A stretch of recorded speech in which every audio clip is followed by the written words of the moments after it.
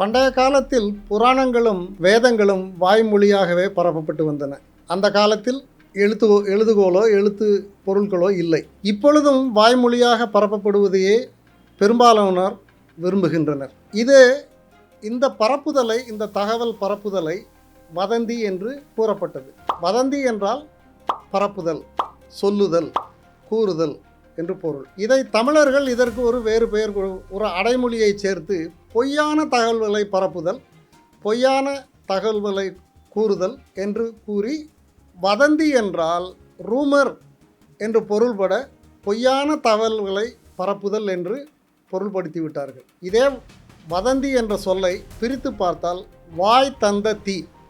வாய் தந்த தீ என்றால் என்ன? தீ எப்படி, காட்டுத்தீ எப்படி பரவுகிறதோ அதுபோல் வார்த்தைகளும் மக்களிடையே பரவுகின்றன. அதனால்தான் இது வதந்தி. என்னை பொறுத்தவரை இது வடமொழி சொல்லாக நான் காணவில்லை, இது தமிழ் சொல்லாகவே நான் காணுகின்றேன். உண்மையை சொன்னால் அது எப்படி தவறான செய்திகளாகும், அதை நாம் அறிந்து கொள்ள வேண்டாமா?